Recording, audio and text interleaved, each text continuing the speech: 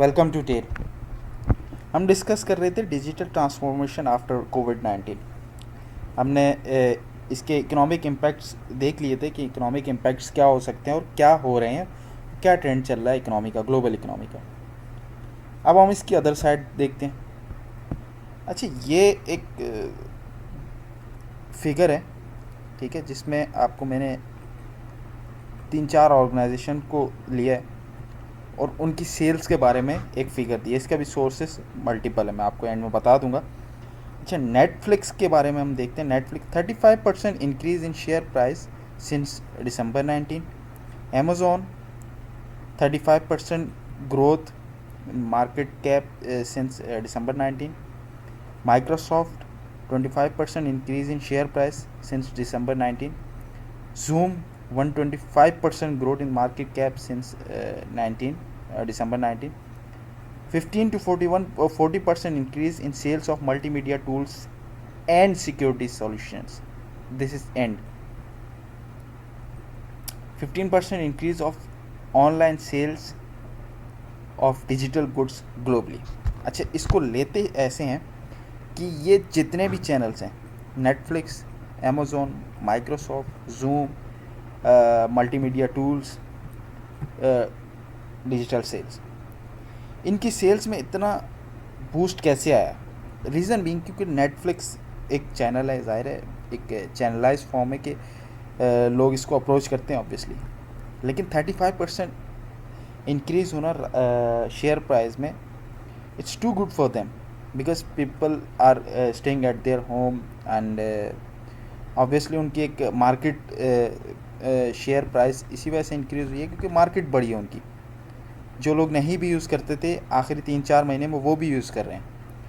Amazon market cap में इनको 35% increase मिला है। रीज़न बीइंग क्योंकि प्रेफर कर रहे हैं लोग, ठीक है, ऑनलाइन चीज़ों को प्रेफर कर रहे हैं, ऑनलाइन सेल्स को प्रेफर कर रहे हैं, ऑनलाइन परचेज़ को प्रेफर कर रहे हैं। माइक्रोसॉफ्ट देखें, माइक्रोसॉफ्ट जो है ना आपको 6 मंथ का फ्री ट्रायल पीरियड दे रहा है बहुत सारी एप्लीकेशंस पे अपनी, तो इनको 25% का इंक्रीज़ मिला शेयर प्राइस में। जूम आपको 40% का फ्री ट्रायल दे रहा है या 40 डेज़ का फ्री ट्रायल दे रहा है। तो ऑब्वियसली इस तरह के सेगमेंट्स में जो हमने पिछले सेशन में बात की थी, पिछले वीडियो में बात की थी कि 28% believe that their sales are growing up. Obviously ये वही सारे एरियाज़ हैं कि जो कहते हैं कि हमारा सेल्स इंक्रीज हो रही हैं। वो कम्युलेटिव फिगर था 28%। 15 to 40% सेल्स इंक्रीज हुई मल्टीमीडिया टूल्स की एंड सिक्योरिटी सॉल्यूशन। इसमें रिमोट सॉल्यूशंस भी हो सकते हैं, ठीक है, और सॉफ्टवेयर या एप्लीकेशन बेस्ड चीज़ें भी हो सकती हैं। डिजिटल गुड्स की सेल में इंक्रीज़ हुआ 15% ग्लोबली, और डिजिटल गुड्स में आपके सारे सॉफ्टवेयर, इस तरह की चीज़ें, एप्लीकेशन बेस्ड चीज़ें, ठीक है। तो इसका बॉटम लाइन क्या है? बॉटम लाइन ये है क्या है कि डायनामिक्स चेंज होने जा रहे हैं। Global dynamics are going to be totally different after Covid.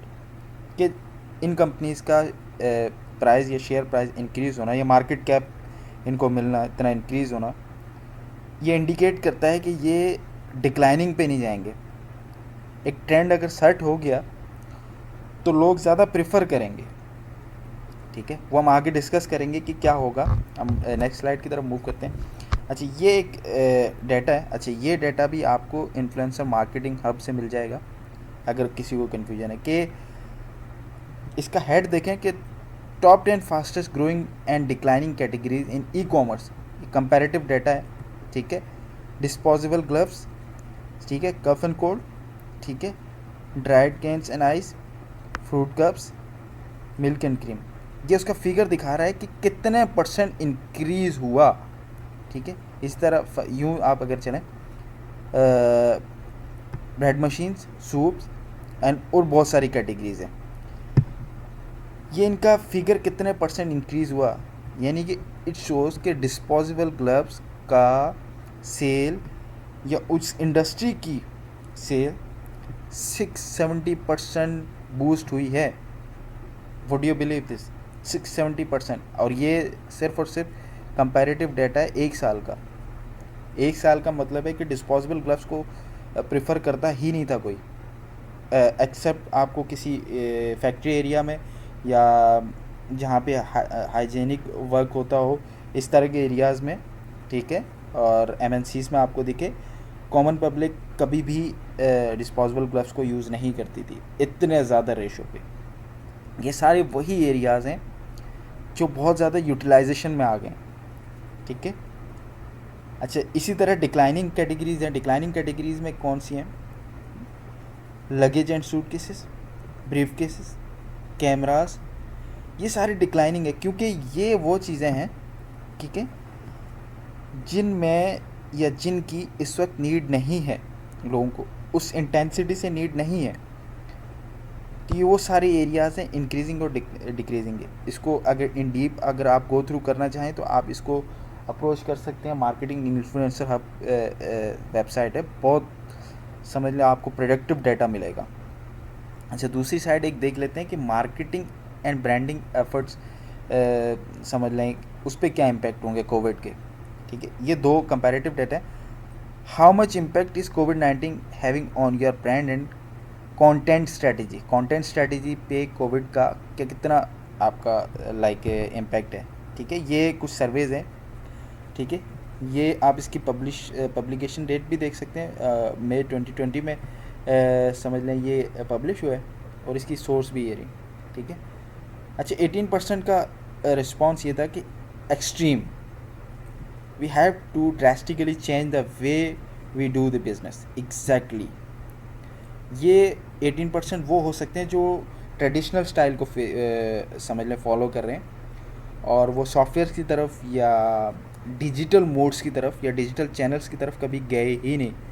उन्होंने उसको कंसिड्रेशन में रखा ही नहीं, उन्होंने ट्रेडिशनल प्रैक्टिसेस को फॉलो रखा।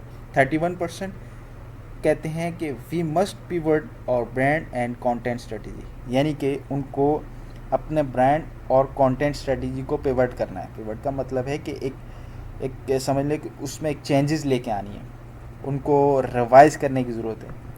45% कहते हैं कि मॉडरेट, वी आर ट्विकिंग और फोकस एंड मैसेजिंग, ठीक है। ये इनका अपना पर्सपेक्टिव है कि हम ट्विकिंग और फोकस एंड मैसेजिंग, ठीक है, कि कस्टमर को अपनी कंटेंट स्ट्रेटजी को कैसे रिवाइज करना है, कैसे मेंटेन करना है। 6% कहते हैं कि minor, none, we are making minimal, no changes to our strategy. ये वो 6% वो है, इसमें आपकी वो सेगमेंट हो सकता है जो कि एक्सेप्ट ही नहीं करता कि आगे चेंज हो सकती है, या तो 6% इसमें वो भी हो सकता है जो कि ऑलरेडी इस पेंडेमिक की वजह से प्रॉफिट उठा रहे हैं। प्रॉफिट में आपके जितने भी आपकी एप्लीकेशन बेस्ड कंपनीज़ हैं या सॉफ्टवेयर हाउसेस हैं या माइक्रोसॉफ्ट है, वो कहते हैं ठीक है हमारी स्ट्रैटेजी अकॉर्डिंगली काम कर रही है, तो इसमें वो भी एरियाज़ इन्वॉल्व हो सकते हैं। दूसरा एरिया अगर हम देखें, how significant do you think the COVID-19 disruption will be to your usual handling marketing effort in the long term। Long term में इसका क्या डिस्ट्रप्शन इम्पैक्ट होगा, ठीक है। 13% रिस्पोंडेंट क्या कहते हैं, permanently change the branding. COVID-19 obviously I do believe in this कि ब्रांडिंग जो है ना आपकी टोटली चेंज हो जाएगी। 57% क्या कहते हैं, there will be a lasting impact but it won't be transforming. या कि इम्पैक्ट तो इसका होगा, बहुत लॉन्ग लास्टिंग होगा, बट ट्रांसफॉर्म नहीं हो सकेगा। 17% कहते हैं it's only short term, things will go back to normal soon. या हो सकता है, that could be their approach. 13% unsure थे। तो ये मार्केटिंग स्ट्रैटेजीज़ के ऊपर भी एक हमने एक डाटा गैदर किया, तो ये भी एक इफ़ेक्टिव है कि आपको ये भी पता लगना चाहिए कि ग्लोबली इस वक्त चल क्या रहा है, कि मार्केटिंग कैसे आपकी इम्पैक्ट हो सकती है, आपकी कंटेंट और ब्रांड स्ट्रैटेजी कैसे चेंज हो सकती है। एक्सपेक्टेड चेंजेस पे हम देखते हैं। एक्सपेक्टेड चेंजेस में ये जो हमारा अपना टेल की तरफ से डाटा गैदर हुआ है, ऑनलाइन या डिजिटल चैनल्स को प्रेफर किया जाएगा, ठीक है। आपने देखा होगा कि जितनी भी इस वक्त मीटिंग्स हों, चाहे वो यूनिवर्सिटी की क्लासेस हों या जो भी मटेरियल हो, डिजिटल चैनल्स को प्रेफर किया जाए। बैंकिंग सेक्टर हो, वो कैश हैंडलिंग को रिड्यूस कर रहे हैं और वो अपने कस्टमर्स को अपने डिजिटल चैनल्स की तरफ प्रेफर कर रहे हैं। कैश हैंडलिंग को रिड्यूस कर दिया जाएगा, मिनिमाइज हो जाएगा, लोग अवॉइड करेंगे और डिजिटल चैनल्स को या क्रिप्टो करेंसी को ज़्यादा फोकस किया जाएगा। This is more important, skill based job will be preferred. देखें, अभी एक न्यूज़ हमने सुनी कि यूएसए में इस समरी पे सिग्नेचर्स हुए हैं कि हम स्किल बेस लाइक एम्प्लॉयज़ को हम ज़्यादा फोकस रखेंगे रदर देन डिग्री होल्डर्स को। स्किल बेस्ड क्या है, इसमें आपकी स्किल्स बहुत सारी मल्टीटास्किंग होंगे अगर आप, तो आपको प्रेफर किया जाएगा, अदरवाइज सिर्फ डिग्री काम नहीं करेगी। कंपटीशन एक क्रिएट हो जाएगा, स्किल्स हर कोई स्किल्स अडॉप्ट करने की कोशिश करेगा, बहुत ज़्यादा कंपटीशन क्रिएट हो जाएगा। हेल्थ की तरफ लोग जो ज़्यादा फोकस हो जाएंगे ऑब्वियसली। जो अनकॉन्शियसनेस थी अभी कोविड से पहले, लोगों को पता भी नहीं था कि इस तरह कोई पेंडेमिक हो भी सकता है, तो लोग कॉन्शियस हो जाएंगे। सोशल डिस्टेंसिंग में बिकम द नॉर्मल प्रैक्टिस, लोग ज़ाहिर है उसको एक अपनी रूटीन में ले आएंगे कि अवॉइड करो, एक दूसरे से दूर रहो। ज़ाहिर है इसके लास्टिंग इम्पैक्ट तो हैं, तो हो सकता है अगर 2 साल या 3 साल तक रहे तो एक प्रैक्टिस बन जाए। लोगों के जहनों से वो चीज़ फिर जाने में भी उतना ही टाइम लग सकता है या हो सकता है ना जाए। यूटिलाइजेशन ऑफ पीपीज़ में बी सीन मोर। पीपीज़ में हम ज़्यादातर देखेंगे कि आपको डिस्पोजेबल ग्लव्स, मास्क या दूसरे सेफ्टी मेजर्स या सेफ्टी पीपीज़ को ज़्यादा यूटिलाइज़ किया जाएगा, राइट।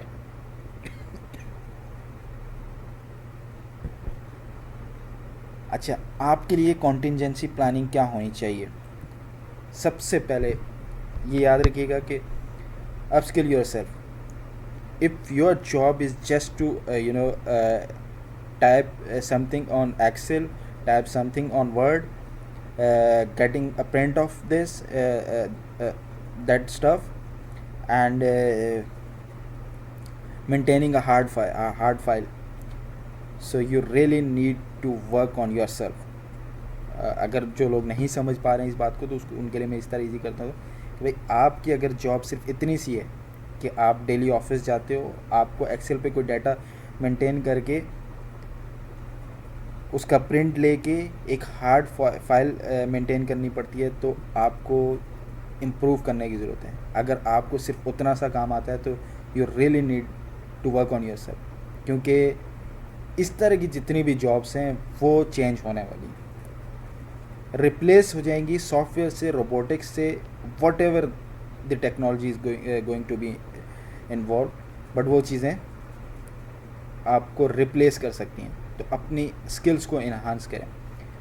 टेक्नोलॉजी, आप विजिलेंट रहें कि कौन सी टेक्नोलॉजी मार्केट में आ रही है, कौन सी चीज़ कहाँ पे यूज़ होने जा रही है, प्रोक्योरमेंट में कौन सी टेक्नोलॉजी यूज़ होने जा रही है, एचआर में कौन सी मेथोडोलॉजी यूज़ होने जा रही है, तो उससे आप विजिलेंट रहें, एक्टिव रहें।